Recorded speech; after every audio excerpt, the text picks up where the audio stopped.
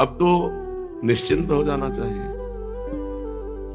अरे अपने माना कि उस कोटि के नहीं है, पर 10-20 बार तो राधा राधा लेते ही होंगे नाम, 2-4 पद पढ़ लेते हैं, पढ़े रहते हैं, रज में उनका जूठन पाते हैं।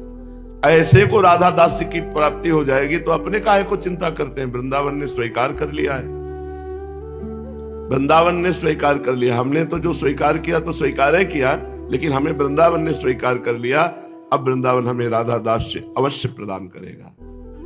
श्री सीताराम ओंकारनाथ दास जी महाराज बहुत सुंदर महिमा का वर्णन करते हैं।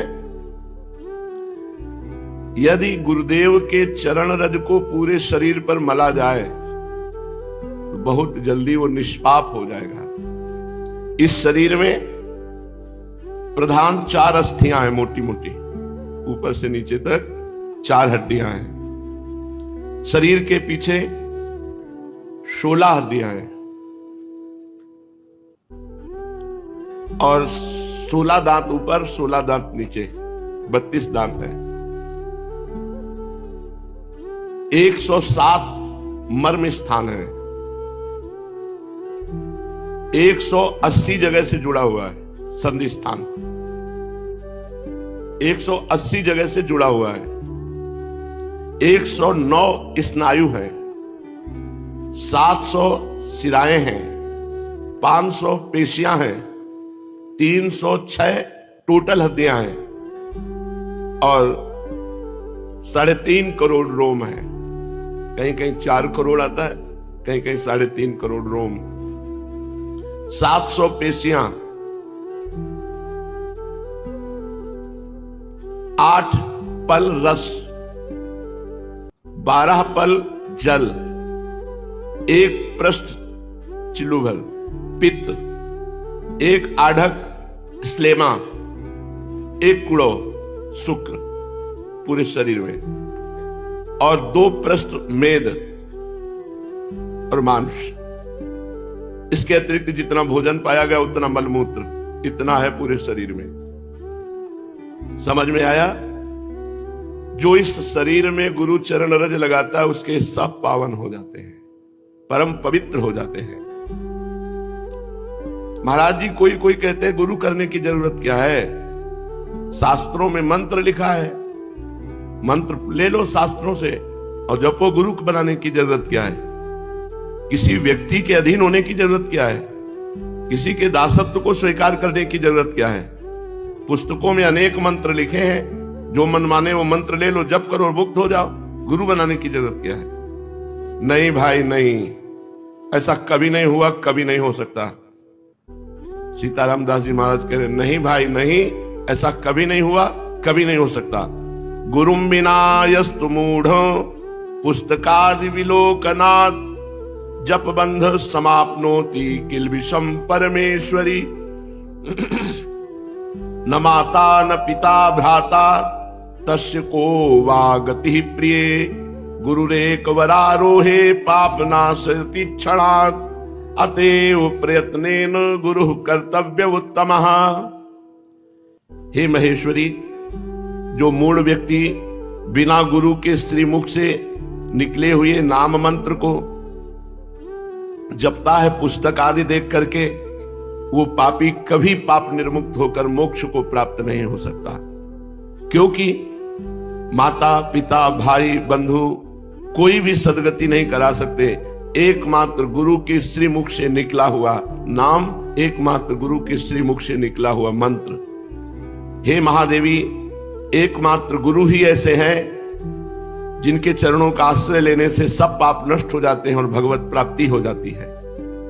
अन्य तंत्रों की साधना, मंत्रों की साधना और गुरु बनाया नहीं तो कभी वो साधक अध्यात्म की उन्नति को प्राप्त नहीं हो सकता। वो अधिकारी ही नहीं है मोक्ष का। गोस्वामी तुलसीदास जी ने इसी भाव को लिखा है।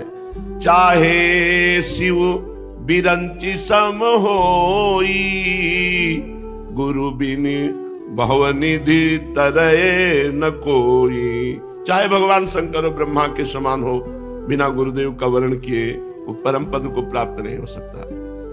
एक ब्रजवासी आए थे, उन्होंने कहा कि हमें एक छोटी सी शंका है, आप निवारण कर दीजिए। भगवान ने कहा है ब्रजवासी जीवन मेरे प्राण, तो जब हम भगवान के प्राण हैं तो हमें गुरु बनाने की जरूरत क्या है? जगत गुरु ब्राह्मण, ब्राह्मण गुरु सन्यासी, सन्यासी गुरु अविनाशी, अविनाशी गुरु ब्रजवासी, मुझे गुरु बनाने की जरूरत क्या है? और ये तो धन्य बात है, परम मंगलमयी बात है, इसको काटा नहीं जा सकता है। पर आप थोड़ा ध्यान दीजिए, स्वयं भगवान श्री कृष्ण जिनके बल पर आप कह रहे हैं, वो जब अवतार लेते हैं तो उनकी श्वास के प्रश्वास से 4 वेदों का प्रादुर्भाव हुआ। जाकी श्वास वेद श्रुति चारी, सो हरि पढ़े ये अचरज भारी। स्वयं संदीपनी जी को गुरु बना करके भगवान श्री कृष्ण अध्ययन कर रहे हैं। स्वयं वशिष्ठ जी को गुरु बनाकर भगवान श्री राम अध्ययन कर रहे हैं। मुझे लगता है कि जब भगवान स्वयं अवतार लेकर के गुरु का वर्ण करते हैं तो हम लोग भगवान के घर परिवार सुहृद संबंधी, भाव संबंधी जो भी है, हमें गुरु का वर्ण करना ही चाहिए। बिनु गुरु भाव निधि तरह न कोई, चाहे शिव बिरंच सम होई। इसका कारण क्या हो सकता है? बिना गुरु के तर नहीं सकता, क्योंकि सिद्ध मंत्र गुरुदेव जागृत करके देते हैं और अपनी शक्ति उसमें प्रदान करते हैं, और अहंकार का नाश होता है क्योंकि उसे हर समय गुरु कृपा नजर आती है। जो गुरु मंत्र देते हैं, नाम देते हैं, वो चैतन्य युक्त होता है। पीछे नाम महिमा में सुना सबीज नाम और निर्बीज नाम। जो अपने मन से नाम जपा जाता है वो निर्बीज नाम होता है, वो नाम गुरु की प्राप्ति कराएगा। जो गुरु नाम देता है वही नाम दे दे, उस सबीज नाम भगवत प्राप्ति कराता है। जब गुरु मंत्र देते हैं तो चैतन्य युक्त करके शिष्य को शक्ति प्रदान करते हैं। उसी के फलस्वरूप शिष्य बहुत कम मेहनत से, बहुत कम प्रयत्न से वो सिद्धि लाभ कर लेता है। ऐसे भी गुरु हैं जो मंत्र को चैतन्य शक्ति से युक्त करके प्रदान करते हैं। उनकी अपेक्षा पुस्तक देखकर मंत्र ग्रहण कर लेना क्या बुरा है? मंत्र प्रदान के समय गुरु के शरीर में साक्षात भगवान विराजमान रहते हैं। इसी कारण गुरु के मुख से जब मंत्र निकलता है तो एक एक अक्षर चैतन्य घन हो जाता है, और जब शिष्य उसका अनुष्ठान करता है मंत्र का, तो बहुत जल्दी वो सिद्ध हो जाता है। जिसका जो अभिमत होता है, मंत्र वही उसे प्रदान कर देता है। देखो, ध्रुव जी ने 6 महीने में भगवत प्राप्ति की। इसका विशेष कारण गुरु नारद जी ने मंत्र दिया, और गुरु नारद जी ने उपासना पद्धति बताई। देखो, हम तुम्हें नामदेव जी की कथा सुनाते हैं। जन्मांतर में नामदेव जी ने बहुत भजन किया था पूर्व में, तो बाल्यावस्था से भगवान के नाम में और रूप में बड़ी आसक्ति थी नामदेव जी की, स्वाभाविक। नामदेव जी का नाम पर अटल विश्वास था। बाल्यकाल से ही सर्वदा वो विठ्ठल विठ्ठल विठ्ठल, जय राम कृष्ण हरि, जय राम कृष्ण हरि, ऐसा जपते रहते थे नामदेव जी। उनकी जिह्वा निरंतर राम कृष्ण हरि विठ्ठला विठ्ठला विठ्ठला। बाल्यावस्था में उनके सरल विश्वास और व्याकुलता पूर्वक आवाहन से ठाकुर जी मूर्ति में नहीं टिक पाए, साक्षात प्रकट हो गए। एक बार ये अपने नाना जी के पास रहते थे। इनका प्रादुर्भाव भी किसी पुरुष से नहीं हुआ, माता का गर्भ रहा और आप प्रकट हो गए। पूर्व जन्म के कोई बहुत बड़े भजनानंदी महापुरुष थे। इनकी माता जी बाल्यकाल में अपने पिता से, अर्थात नामदेव जी के नाना से पूछा कि मेरा पति कौन है? तो उन्होंने ठाकुर जी को बताया, ठाकुर जी आपके पति हैं।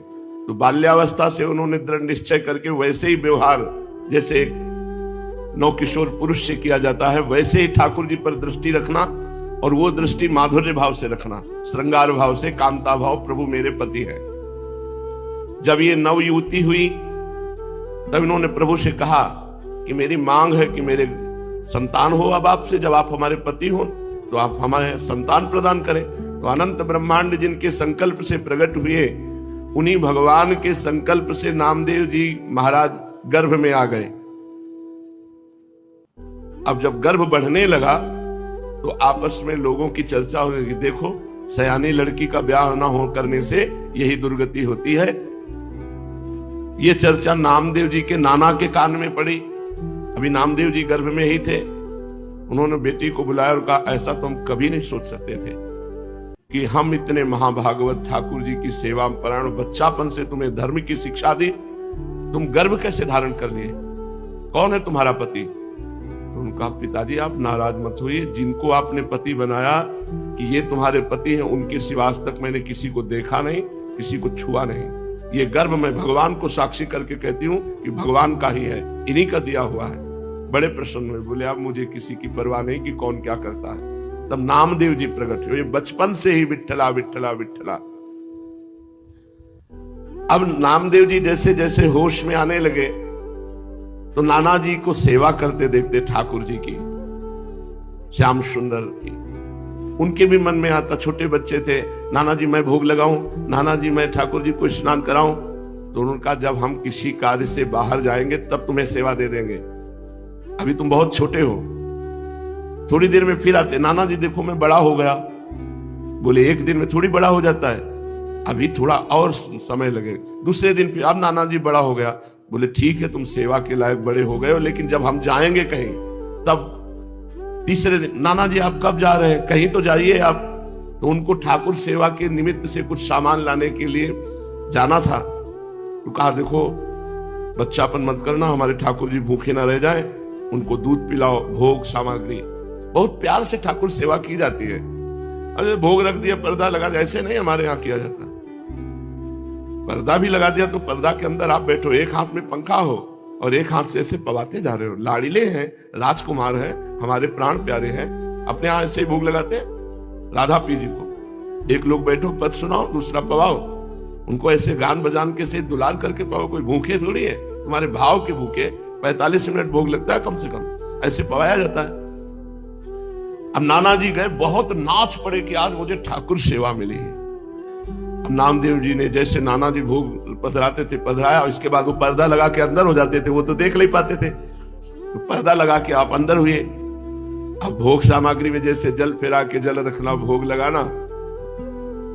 नाना जी ने कहा भूखे ना रह जाएं, अगर ये भूखे रह गए और नाना जी से बता दिया तो कभी सेवा नहीं मिलेगी। नामदेव जी ने कहा ठाकुर जी पालो। वहां तो ठाकुर जी पा ही नहीं रहे, वो भाव से भोग लगाते थे। सबसे बड़ी पीड़ा ये थी कि नाना जी को ठाकुर जी कह देंगे कि मैं भूखा हूं और भोग नहीं पाया तो हमें सेवा नहीं मिलेगी। नामदेव जी ने बार बार प्रार्थना की, जब नहीं पाए नामदेव जी ने कहा कि देखो अगर नहीं पाओगे छुरी ली, अपना गला काट देंगे, आपको पाना पड़ेगा, नहीं हमारी सेवा छूट जाएगी। अब वो सीधे एकदम सरल बच्चा बिल्कुल सच्चाई में उतर आए, वो भगवान प्रकट हो गए। कहा पाओ? बोले हम रोज वैसे ही पाते थे जैसे तुम पर्दा लगा दिया, हम ऐसे भाव से पा लेते थे, तुम तो जबरदस्ती कर। बोले नहीं, पूरी थाल का पाओ। जब शिकायत करोगे नाना से कि हमें वो ठाकुर जी बातचीत कर रहे, अपने हाथ से नामदेव जी दूध पिला रहे ठाकुर जी को। तो अत्यंत व्याकुलता और सत्य भाव कि ठाकुर जी हैं, ठाकुर जी को प्रकट होना पड़ा और दुग्ध पान किया। बड़ी प्रसिद्धि नामदेव जी की, नाम का प्रकाश। भगवान विठ्ठल उस दिन से रोज वार्ता करते थे नामदेव जी से। एक बार काशी आदि तीर्थों की यात्रा करके निवृत्तिनाथ, ज्ञानेश्वर, सोपानदेव, मुक्ताबाई, नामदेव और गोरा कुम्हार जी के घर ये सब बड़े बड़े संत बैठे हुए थे। समस्त साधुजन गोरा कुम्हार भी बड़ी ऊंची के स्थिति के महात्मा थे। तो उनके यहां एक थापी पड़ी हुई थी जिससे मटकी को गोल किया जाता है। मुक्ताबाई ने ऐसे थापी उठाई और गोरा कुम्हार से कहा, चाचा जी ये क्या वस्तु है? गोरा कुम्हार जी ने कहा ये थापी है। मुक्ताबाई ने कहा ये किस काम में आती है? गोरा कुम्हार ने कहा इससे मिट्टी के घड़े को ठोक ठोक करके देखा जाता है कि पक्का हो गया कि कच्चा भी है।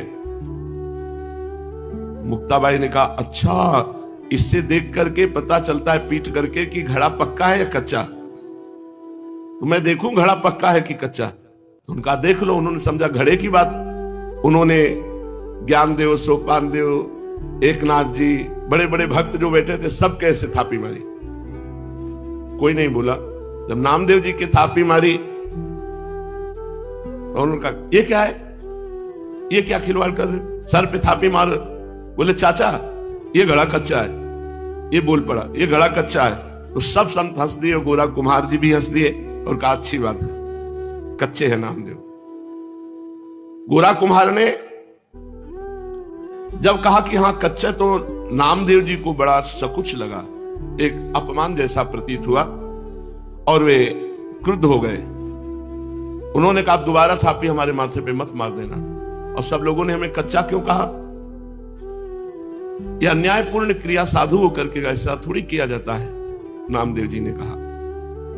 गोरा कुमार और अन्य साधुओं के मस्तक पर जब थापी थप थप करके लगी तो किसी ने नहीं बोला, लेकिन नामदेव जी को गुस्सा आ गया और नामदेव जी ने ऐसा बोला। गोरा कुमार जी ने कहा यह कच्चा घड़ा पक्का है, मतलब इसमें संशय नहीं है, नामदेव जी कच्चे साधु हैं। अब उनको और सब संतों के बीच में ऐसा जब कहा तो हृदय में बड़ा चुभा।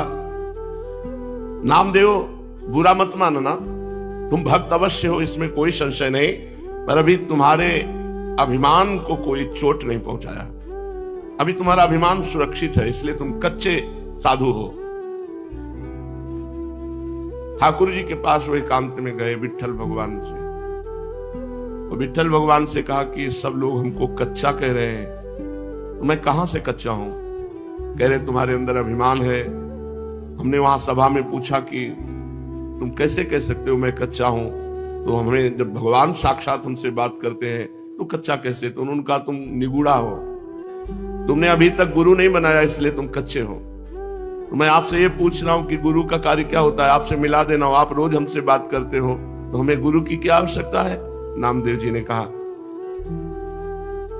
नामदेव जी अत्यंत दुखी पंढरपुर भगवान श्री विट्ठल जी से ऐसी जब प्रार्थना की तो विट्ठल भगवान ने कहा कि जो संतों ने निर्णय किया वो सच्चा निर्णय किया है, तुम अभी कच्चे हो। अब तो और जलन पैदा हो गई, अभी तक तो संत कह रहे थे, भगवंत भी कह रहे हैं, तो प्रभु बताओ मैं पक्का कब होऊंगा? क्योंकि मैंने आपके सिवा किसी को कुछ नहीं माना, आप ही सब कुछ हमारे हो। देखो जब तक तुम गुरु को स्वीकार नहीं करोगे तब तक तुम चाहे हमारे गले लगो, हमसे बात करो, हमारे संग खेलो, तो भी तुम कच्चे ही रहोगे। हम तुम्हारे साथ सदैव रहते हैं, किंतु इस पर भी तुम्हें किसी मनुष्य देहधारी पुरुष को गुरु रूप स्वीकार करके उसके सम्मुख साष्टांग दंडवत होकर उसकी शिक्षा ग्रहण किए बिना तुम पक्के साधु नहीं हो सकते। क्योंकि तुम्हारा अहंकार जो कहते सुरक्षित है, जब गुरुदेव के चरणों में साष्टांग लौटोगे और उनके वचन सुनोगे तब तुम्हारा अहंकार नष्ट होगा। अतएव तुम गुरु का वर्ण करो। तो नामदेव जी ने कहा कि प्रभु मैं कहां गुरु खोजूं, किसको गुरु बनाऊं? तो कहा जाओ सामने जंगल है, उसमें एक भगवान शंकर का मंदिर है, उसमें एक विशोबा खेचर नाम के महापुरुष पड़े हुए हैं, उनको गुरु रूप में वर्ण कर लो। वहां गए, बड़ी विचित्र दशा देखी। वो बड़े अवधूत कोटि के महापुरुष भगवान शंकर के पिंड पर जो चिन्ह है शिवलिंग, उसमें तो पैर रखे हुए हैं और डेहरी पे सर रखे हुए आराम से सो रहे हैं। नामदेव जी गए, उन्होंने कहा कि इनको क्या गुरु बनाए, ये तो साधारण वैष्णव धर्म को भी नहीं जानते हैं, शिवलिंग पर पैर रखे हैं और डेहरी पर सिर रखे हैं। कहा महात्मा शिव जी से पैर हटाइए। तो आंख खोल के देखा और कहा बेटा जहां शिव ना हो वहां पैर रख दो। इस बात को समझ नहीं पाए कि कण कण शिव स्वरूप है, कोई ऐसा कण नहीं जहां शिव ना हो। उन्होंने पैर पकड़ा और हटाया, जे ही हटाया तो वहां दूसरा शिवलिंग, जिधर हटाते उधर शिवलिंग, क्योंकि सिद्ध महापुरुष ओहो चरणों में गिर गए। कहा बेटा कोई कण ऐसा नहीं जहां भगवान ना हो। बस नामदेव जी के हृदय में ये बात बैठ गई, कोई कण ऐसा नहीं है जहां भगवान, सर्वत्र भगवान है। नामदेव जी को उपदेश दिया। नामदेव जी ने विशोबा जी के चरणों में आत्मसमर्पण कर दिया। नामदेव जी विट्ठल भगवान को केवल मंदिर में ही मानते थे। एक दिन एक कुत्ता वो ठाकुर जी के लिए भोग बना रहे थे, रोटी बना के ऐसे रखी, घी गरम कर रहे थे, वो रोटी लेके भागा। गुरुदेव की बात याद आई, कोई कण ऐसा नहीं जहां श्री भगवान ना हो। तो कुत्ते में भी भगवान है। कटोरा घी का लेके पीछे भागे चले जा रहे, प्रभु रूखी मत खाओ, घी चुपड़ा लो। नाथ अब हमसे छुप नहीं सकते, गुरुदेव की कृपा हो गई, आप ही हो। कुत्ते में भगवान को ढूंढ लिया।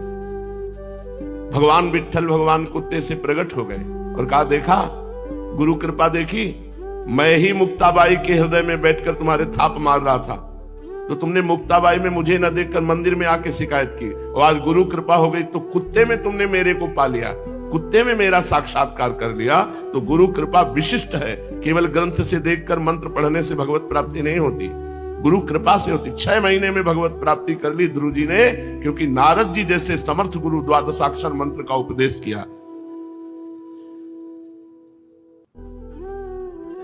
पांडुरंगा के आदेश से नामदेव जी सिद्ध महापुरुष हो गए, सर्वत्र भगवान का। एक बार भूत प्रकट हुआ तो उसमें कहा, जय हो लंबकनाथ, बहुत लंबा चौड़ा भूत, उसमें विट्ठल भगवान को देख लिया। नामदेव जी के निरंतर अश्रु चलता रहता और गुरु प्रताप से सर्वत्र भगवान का साक्षात्कार करते। अचित चित ईश्वर, चेतन अचेतन सब कुछ भगवान है, ऐसा नामदेव जी को दर्शन होने लगा। व्यास, पाराशर आदि महर्षि गण ने चेतन अचेतन सब कुछ भगवत स्वरूप लिखा, भगवत स्वरूप देखा। इसलिए नित्य गुरु की आज्ञा में रहे। प्रकृति अविकृति विश्वयोनि शुभा नाना वर्णात्मिका अजा त्रिगुण सुनिलया अव्यक्ता निर्व्यापारः परार्था महान्मितसु, ऐसी दिव्य माया शक्तियों का पार पाकर वो परम पद का अधिकारी होता है, जो गुरुदेव के चरणों का आश्रय ले लेता है। इस प्रकार चेतन अचेतन में सर्वत्र भगवत दर्शन कराने की सामर्थ्य केवल गुरुदेव में है। केवल मंत्र जपने से नहीं होगा कि तुम किसी किताब पुस्तक ग्रंथ से मंत्र ले लो और उसी से जपो और भगवान की प्राप्ति हो जाएगी। हमको ऐसे गुरु की जरूरत है जो आकार रूप धारण करके हमारे सामने हमको उपदेश करें, हमको डांटे, हमको दुलार करें, जिससे हम माया मुक्त हो जाएं। शिष्यस्य तद्दिनम देवी कोटि सूर्य ग्रहे समः चंद्र ग्रहण कालम ही तद्दिनम वरवर्णिनी गुरोर दर्शन मात्रेण सर्व पापै प्रमुच्यते तत्क्षणात् चलापांगी दानम कुर्याद् विचक्षयाः। हे महादेवी, जिस दिन गुरु दर्शन लाभ हो जाए उस दिन शिष्य को करोड़ों सूर्य ग्रहण में दान देने का फल प्राप्त हो जाता है। हे श्रेष्ठ वर्ण वाली देवी, शिष्य के लिए वो महान चंद्र ग्रहण के समय किया हुआ दान का फल है जब गुरुदेव से संभाषण कर ले। गुरुदेव के दर्शन मात्र से करोड़ों सूर्य ग्रहण में जो दान किया जाता है वो फल प्राप्त होता है। गुरु संभाषण कर ले, गुरुदेव बात हमसे कर ले, शिष्य पाप मुक्त हो जाता है। हे चंचलांगी, विचक्षण व्यक्ति को तत्काल ही धन, शरीर बल और विविध प्रकार की सेवाओं के द्वारा गुरु को प्रसन्न कर लेना चाहिए। वही बुद्धिमान पुरुष है जो प्राण धन तन मन के द्वारा अपने गुरुदेव को प्रसन्न कर ले। गुरोः सेवा गुरोर व्यानम गुरोः स्तोत्रम गुरोर जपा गुरोः पूजा गुरोः तिग्निर गुरोर भक्तिर नृणाम यदि। हे देवी, गुरु सेवा के द्वारा गुरुदेव का ध्यान करते हुए, गुरु का स्तवन करते हुए, गुरुदेव के द्वारा दिए हुए मंत्र का जप करते हुए और गुरु पूजा करते हुए, गुरु को तृप्त करते हुए कुछ भी प्राप्त कर सकता है जीव, कुछ भी प्राप्त कर सकता है। अवश्य वो सिद्ध पुरुष हो जाता है, वो जीवन मुक्त हो जाता है जो गुरुदेव की सेवा पूजा ध्यान। ध्यान मूलम गुरु मूर्ति, पूजा मूलम गुरु पदम, मंत्र मूलम गुरु वाक्यम, मोक्ष मूलम गुरु कृपा। श्रीमद् भागवत महापुराण प्रसंग चल रहा है। भगवान दत्तात्रेय जी 24 गुरुओं से शिक्षा लेकर के हम कैसे अवधूत स्थिति में रहते हैं इसका वर्णन करते हैं। कल कबूतर की शिक्षा तक चर्चा हुई थी। आज दत्तात्रेय जी कह रहे हैं कि मैंने अजगर को गुरु बनाया।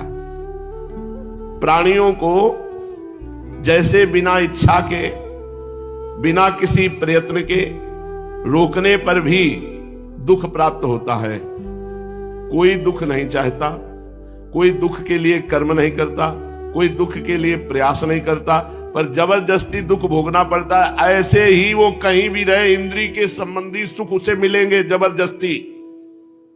सुख के लिए प्रयत्न न करे, प्रयत्न करे भगवत प्राप्ति के लिए। इसलिए सुख और दुख का रहस्य जानने वाले बुद्धिमान पुरुष को चाहिए कि सुख प्राप्ति के लिए प्रयत्न ना करे। जैसे बिना प्रयत्न के दुख मिल जाता है ऐसे सुख मिल जाएगा। तुम तो प्रयत्न करो भगवत प्राप्ति के लिए, बिना मांगे बिना इच्छा के अनायास जो मिल जाए, चाहे रूखा सूखा हो, चाहे बहुत मधुर हो, चाहे स्वादिष्ट हो, चाहे अधिक हो या थोड़ा हो, बुद्धिमान पुरुष को चाहिए कि अजगर के समान उसी को पाकर जीवन निर्वाह कर ले और सांसारिक प्रपंच कार्यों से उदासीन होकर निरंतर भगवत प्राप्ति का प्रयत्न करे। अजगर से शिक्षा ले। जैसे अजगर पड़ा रहता है, प्रारब्ध वसात उसके मुंह के सामने जो आ जाता है वो अंदर चला जाता है, उसी से पेट पालन होता है। अजगर करे न चाकरी, पंछी करे न काम, दास मलूका कह गए सबके दाता राम। मलूक दास जी ने स्वयं अनुभव किया। ऐसे ही कोई संत प्रवचन कर रहे थे इसी अजगर प्रवृत्ति का। उन्होंने सुना तो उन्होंने कहा बिना किए भगवान दे देंगे। कहा हम ना पाए तो भगवान पवा देंगे, पाना तो पड़ेगा। बोले नहीं, पवा भी देंगे। बोले इसकी परीक्षा लेंगे हम। बड़ी अवस्था थी तब, संत नहीं हुए थे। तो गए, बहुत जंगल में एक बड़ा बरगद का पेड़ था, उसके ऊपर जाके छुप के बैठ गए। देखते हैं भगवान कैसे पवाता है। वहीं से विश्वास उनका दृढ़ हुआ। ऊपर बैठे हुए थे, इतने में राजकुमार अपने परिकर के सहित वन विहार के लिए निकला था। उसने बड़ा बट वृक्ष देखा। बोले आज यहीं अपने राजभोग पाते हैं। तो दोपहर का भोजन, बड़े बड़े सुंदर सोने की थाली, सुंदर जल, सब पेय पदार्थ, भोजन तैयार करके एकदम फिट। अब तो राजकुमार के पास हर व्यवस्था। और 2-4 सैनिक थे, वो ऐसे भ्रमण करने के लिए आए। इतने में घोड़ों की टाप सुनाई दी।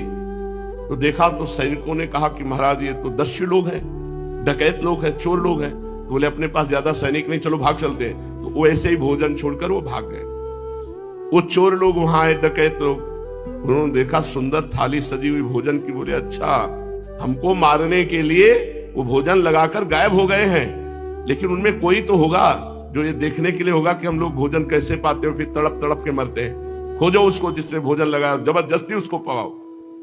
अब खोजने को शुरू किया तो ऊपर पेड़ में भी देखा तो ऊपर मलूक दास जी बैठे थे। बोले इनको उतारो। अब बंदूक की नोक से उनको नीचे उतारा गया। बोले पाओ। बोले नहीं, हाँ हमारे लिए जहर मिला के रखा है, अपना ना कहता है, जबरदस्ती पाओ।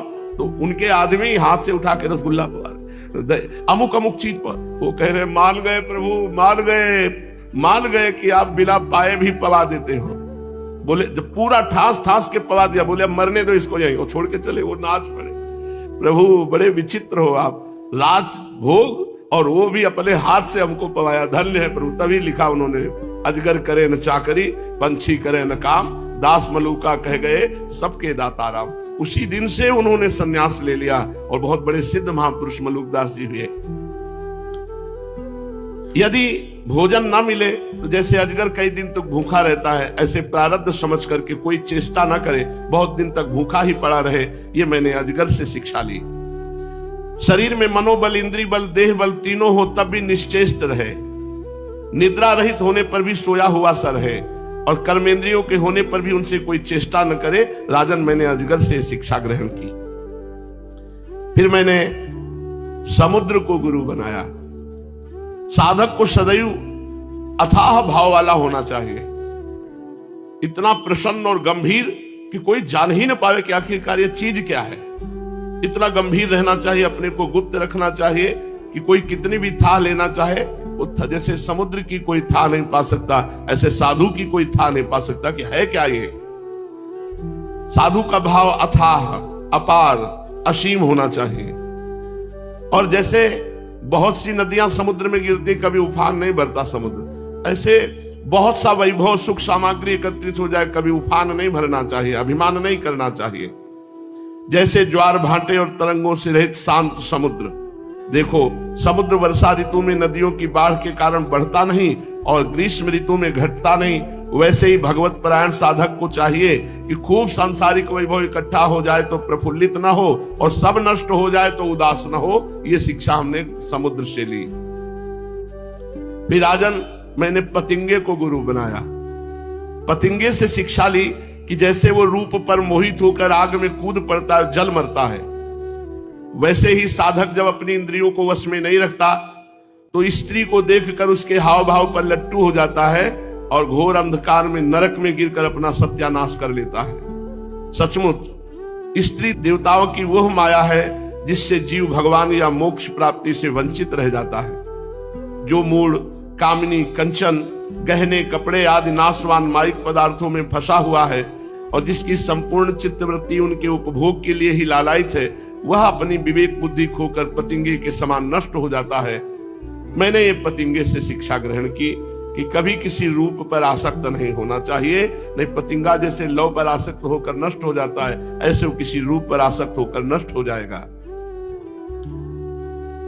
निवृत्ति परायण साधक को चाहिए, विरक्त साधक को, कि वो भौरे के समान, जैसे भौरा कई फूलों से पराग लेकर अपना काम चलाता है, ऐसे माधुकरी वृत्ति से जीवन यापन करे। भौरे से मैंने शिक्षा ग्रहण की कि विरक्त संत को चाहिए कि कई घरों से प्राप्त हुए अन्न के द्वारा अपना उदर पोषण करे, थोड़ा थोड़ा कई घरों से ले ले और माधुकरी वृत्ति से युक्त।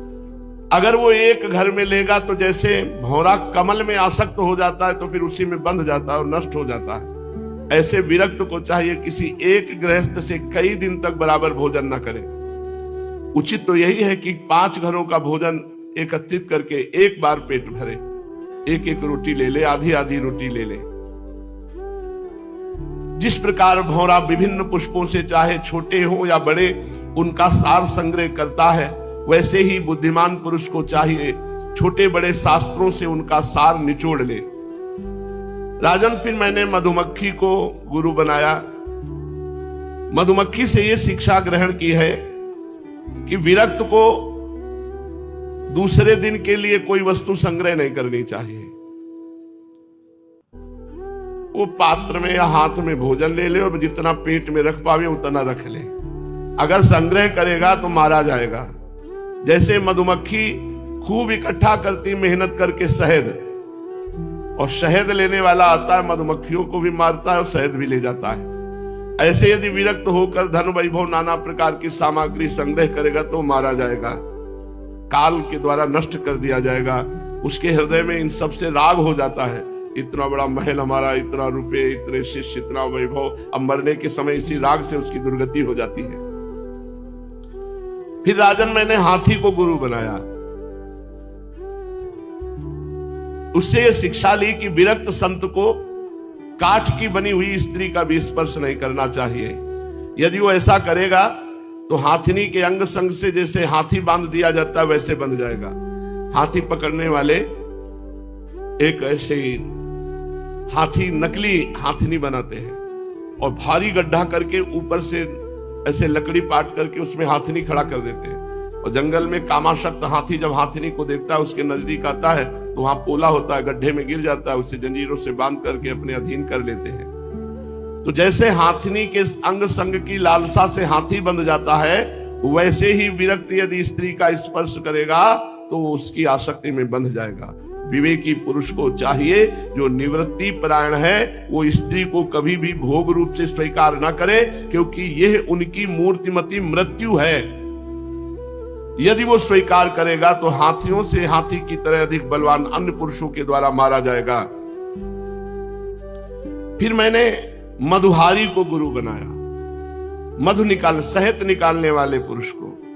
संसार के लोभी पुरुष बड़ी कठिनाई से धन का संचय करते हैं, किंतु वह संचित धन न किसी को दान करते हैं, न स्वयं उसका उपभोग ही करते हैं। बस जैसे मधु निकालने वाला मधुमक्खियों द्वारा संचित शहद को निकाल ले जाता है, वैसे उनके संचित धन को भी उसकी टो रखने वाला कोई दूसरा पुरुष ही भोगता है। इसलिए विरक्त को संग्रह करके अपने जीवन में अपने जीवन को नष्ट नहीं करना चाहिए। कुछ नहीं, एक पाई अपने पास नहीं होनी चाहिए।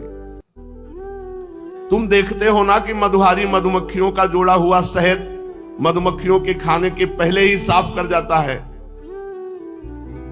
इसलिए हमने मधुमक्खी का शहद निकालने वाले से शिक्षा ली कि सन्यासी को कुछ भी, विरक्त को कुछ भी संग्रह परिग्रह नहीं रखना चाहिए। मैंने हरिन से सीखा कि वनवासी सन्यासी को कभी विषय संबंधी फिल्मी गाने नहीं सुनने चाहिए, विषय संबंधी गीत नहीं सुनने चाहिए, विषय संबंधी नृत्य आदि नहीं देखना चाहिए। हरिन से मैंने ये सीखा कि जैसे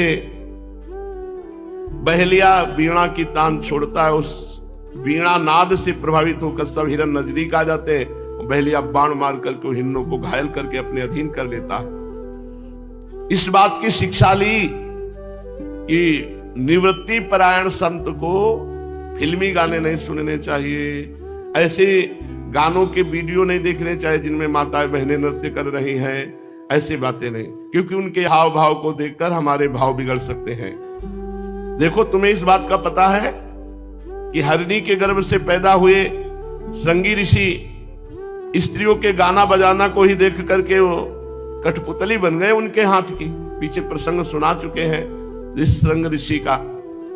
ये मैंने हिरण से शिक्षा ली कि विरक्त साधक को विषयी गाने नहीं सुनने चाहिए। फिर मैंने मछली को गुरु बनाया। मछली से सीखा कि जैसे मछली कांटे में लगे हुए मांस के टुकड़े के लोभ से अपने प्राण गंवा देती है, वैसे ही ये भोग जो है ये दुर्बुद्धि मनुष्य को मच कर व्याकुल कर देते हैं और जिह्वा के वश में हो जाते हो, मारा जाता है। यहां भगवान दत्तात्रेय जी कह रहे हैं कि मैंने इन गुरुओं से शिक्षा ली है। जैसे हाथी हाथनी के संग से बंद करके मारा जाता है, बहुत समझ, और ये कोई चतुराई ना सोचे कि मैं बच जाऊंगा। ऐसा फिसलन है कि उसमें फिसल ही जाएगा। नारी नयन सर जा ही न लागा। बहुत विचित्र भगवान की माया है। मछली से मैंने सीख ली कि मछली को कांटा नहीं दिखाई देता, उसे मांस का टुकड़ा दिखाई देता, चारा दिखाई देता। जो ही चारा निकलती वो कांटा फंस जाता है, वो अपने प्राण गंवा देती है जिह्वा के वश में। इसलिए विवेकी पुरुष को चाहिए इंद्रियाणि जयंत्याशु निराहारा मनीषिणः वर्जयित्वा तुरसनम तन्निरन्नस्य वर्धते। ज्यादा रसीला अन्न न खाए, स्वादिष्ट अन्न न पावे, ज्यादा मेवा मिष्ठानों खीर और हलवा और पूरी रसगुल्ला नहीं तो फिर भजन नहीं होगा और संसार का चिंतन होगा। रसेंद्री के वश से ही साधु मारा जाता है, साधक मारा जाता है। कह रहे जैसे मछली को केवल चारा दिखाई देता है, उसमें कांटा नहीं दिखाई देता, ऐसे साधु यदि अच्छे अच्छे हलवा पूरी पाएगा ना तो जिस कामना से पवाया जा रहा है वही कामना से युक्त हो जाएगा। विवेकी पुरुष भोजन बंद करके दूसरी इंद्रियों पर तो बहुत शीघ्र विजय प्राप्त कर लेता है, परंतु रसेंद्री पर नहीं। रसेंद्री से अगर विजय प्राप्त हो जाए तो 10 इंद्रियों का विजेता हो गया। एक इंद्री 9 इंद्रियों पर विजय प्राप्त कर ले रसेंद्री पे नहीं तो जितेंद्री नहीं माना जाएगा, और एक इंद्री रसेंद्री पर विजय प्राप्त कर ले तो जितेंद्री माना जाएगा। हे नृपनंदन, प्राचीन काल की बात है, मैंने एक वैश्या को गुरु बनाया, पिंगला वैश्या को। विदेह नगरी मिथिला में एक वैश्या रहती थी, उसका नाम था पिंगला। मैंने उसको गुरु बनाकर जो शिक्षा ग्रहण की, तुम सावधान होकर सुनो। वो स्वेच्छाचारिणी तो थी ही, स्वेच्छाचारिणी मतलब रोज नए नए पुरुषों से व्यभिचार करना, और रूपवती भी थी, और मिथिला नगरी में रहती थी, ज्ञानियों की नगरी में। एक दिन रात्रि के समय वो सज धज करके अपने घर के बाहर बैठ गई, और जिस पुरुष को देखती वो यही सोचती है मेरे पास ही आ रहा है, धन देगा और मेरा उपभोग करेगा। हे राजन, वैश्या को पुरुष की नहीं कामना थी, धन की कामना थी। आएगा, धन देगा और मेरा उपभोग करेगा। अब इतनी कामना दृढ़ हो गई कि जो पुरुष आता उसको वो सोच लेती ये मेरे पास ही आ रहा है, फिर वो निकल जाता। भगवान की ऐसी लीला कि रात्रि के 12 बज गए, एक भी पुरुष उसके पास नहीं, और निकलते वहां से जो निकलता उसी के प्रति कामना हो जाती। वो संकेत जीवनी वैश्या ये सोचती कि अब की बार कोई आएगा, अब की बार कोई आएगा, हृदय जलने लगा। उसके चित्त की ये दुराशा इतनी बढ़ गई कि दरवाजे पर खड़ी होकर के बस उसी रास्ते को देखती रही। ना नींद है, न भूख है, न प्यास है, केवल वह धनी पुरुष आ जाए। आधी रात हो गई। राजन, सचमुच आशा, वो भी धन की, भोग की, बहुत बुरी है। धनी की बाट जोहते जोहते उसका मुख सूख गया, चित्त व्याकुल हो गया। भगवान की कृपा से उसे बड़ा वैराग्य हुआ इस वृत्ति से। बड़ी दुख बुद्धि हो गई कि घृणा आ रही अपने जीवन पर। मैं शाम से बैठी हूं, हर पुरुष को देख रही हूं गंदी दृष्टि से। वैराग्य की भावना जागृत हुई और उसने एक गीत गाया, वो मैं तुम्हें सुनाता हूं। राजन, मनुष्य आशा की फांसी पर लटक रहा है। इसको तलवार की तरह काटने वाली यदि कोई वस्तु है तो केवल वैराग्य है। प्रिय राजन, जिसे वैराग्य नहीं हुआ, जो इन बखेड़ों से उबा नहीं, वह शरीर और इसके बंधन से उसी प्रकार मुक्त होना नहीं चाहता जैसे अज्ञानी पुरुष ममता छोड़ने की इच्छा भी नहीं कर सकता।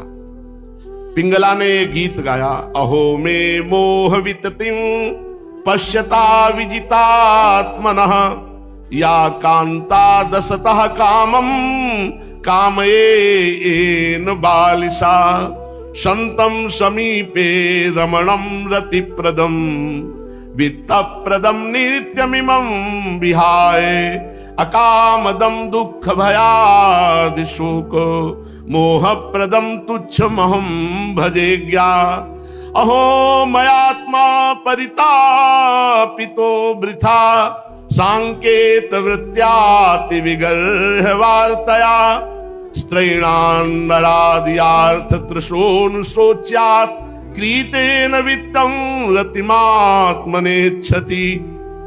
हाय हाय, मैं इंद्रियों के अधीन हो गई, भला मेरे मोह का विस्तार तो देखो। मैं इन दुष्ट पुरुषों से जिनका कोई अस्तित्व ही नहीं है, इनसे लालसा करती हूं विषय सुख की। कितने दुख की बात है, सचमुच मैं मूर्ख हूं। देखो तो सही, मेरे निकट से निकट हृदय में मेरे सच्चे स्वामी भगवान श्री हरि विराजमान है। वे भगवान वास्तविक प्रेम सुख और परमार्थ का सच्चा धन भी देने वाले हैं। अरे जगत के पुरुष अनित्य हैं, वे भगवान नित्य हैं। हाय हाय, मैंने तो भगवान को छोड़ दिया और तुच्छ मनुष्यों का सेवन किया जो मेरी आज तक एक भी कामना पूरी नहीं कर सके, उल्टे दुख भय आदि व्याधि शोक और मोह ही देते हैं। ये मेरी मूर्खता की हद है कि मैंने भगवान का सेवन न करके मनुष्यों का सेवन किया। बड़े खेद की बात है कि मैंने अत्यंत निंदनीय आजीविका वैश्यावृत्ति का आश्रय लिया और व्यर्थ में अपने शरीर और मन को क्लेश दिया, पीड़ा पहुंचाई। हाय, मेरा यह शरीर बिक गया। लंपट लोभी निंदनीय मनुष्यों ने इसे भोगा। मैं इतनी मूर्ख हूं कि इसी शरीर से धन और रति सुख चाहती हूं। मुझे धिक्कार है। क्या है ये शरीर? इसमें हड्डियों के टेढ़े तिरछे बांस और खंभे लगे हुए हैं, चाम रोम नाखूनों से छाया गया। इसमें 9 दरवाजे हैं जिनसे मल निकलते रहते हैं। इसमें संचित संपत्ति के नाम पर केवल मल और मूत्र है। मेरे अतिरिक्त ऐसी कौन स्त्री है जो इस स्थूल शरीर को अपना प्रिय समझकर सेवन करेगी? यूं तो ये विदेहों की जीवन मुक्तों की नगरी है, परंतु इसमें मैं ही सबसे मूर्ख और दुष्ट हूं, क्योंकि अकेली मैं ही तो आत्मदानी अविनाशी एवं परम प्रीतम परमात्मा को छोड़कर दूसरे पुरुषों की अभिलाषा करती हूं। मेरे हृदय में विराजमान प्रभु समस्त प्राणियों की हितैषी सुहृद प्रीतम स्वामी और मेरी आत्मा है। अब मैं अपने आप को देकर भगवान को खरीद लूंगी और इनके साथ वैसे ही विहार करूंगी जैसे लक्ष्मी जी करती है।